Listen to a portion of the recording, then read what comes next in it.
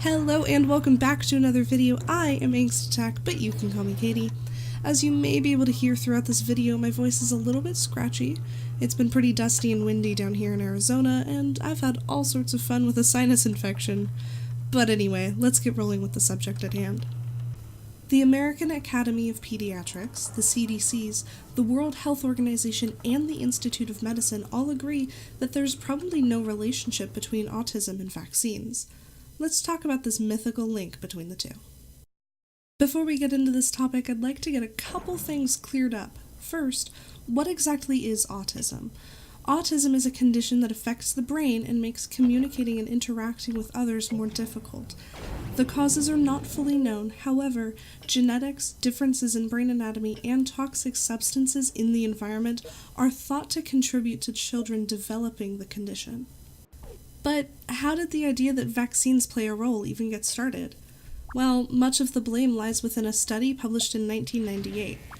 It suggests that the MMR, measles, mumps, and rubella vaccine, or infection with the naturally occurring measles virus itself, might cause autism.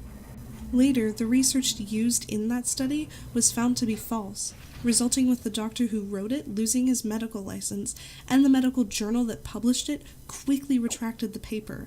This means that they believed it never should have been published to begin with. Even with the overwhelming evidence that vaccines are safe and effective, some parents still decide not to have their children vaccinated or opt to delay vaccinations. But this is extremely risky because vaccine-preventable diseases like measles are still very much around. So if an unvaccinated child gets one of these preventable diseases, other people around that child could get very sick as well.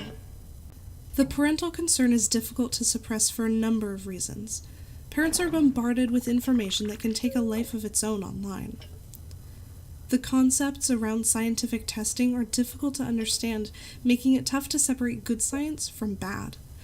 Unfortunately, until scientists can prove exactly what does cause autism, it's going to be incredibly difficult for some parents to let go of the old false information. Most medical researchers argue that this misconception is probably a coincidence.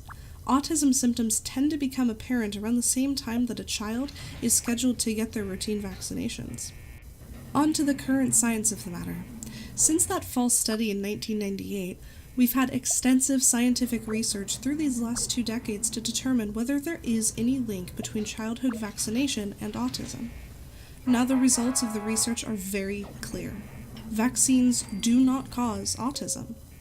The American Academy of Pediatrics has compiled a comprehensive list of this research, which you can find a link to in the top of the description below if you feel the need to dig any deeper. A meta-analysis of 10 studies involving more than 1.2 million children reaffirms that vaccines do not cause autism. For those who are unfamiliar, a meta-analysis combines and analyzes the results of multiple earlier studies. By increasing the size of a sample, in this case to 1,266,327 children, scientists can generate a more accurate conclusion than would be possible with a single study. If anything, immunization was associated with decreased risk that children would develop autism, a possibility that's strongest with the measles, mumps, rubella vaccine.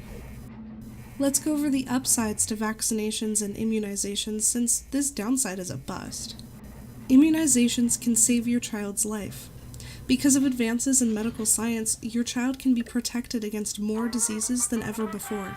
For example, polio was once America's most feared disease, causing death and paralysis across the country.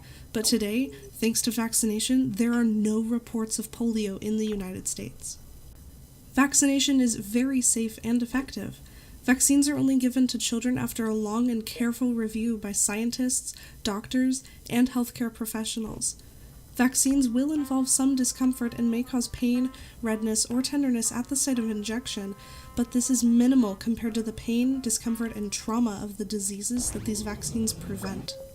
Immunizations can save your family time and money. A child with a vaccine-preventable disease can be denied attendance at schools or childcare facilities.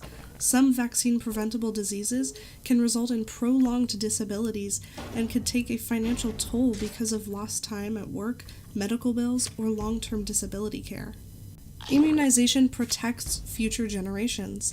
Vaccines have reduced and in some cases eliminated many diseases that killed or severely disabled people just a few generations ago.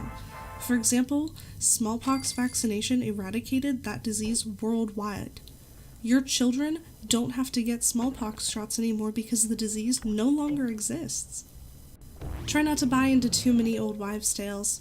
They tend to do more harm than good, unlike vaccines and immunizations, which stand to protect and prevent our children from harm. That's going to be it for this video. Like, comment, and share as you please, and I will see you next time. Okay, bye.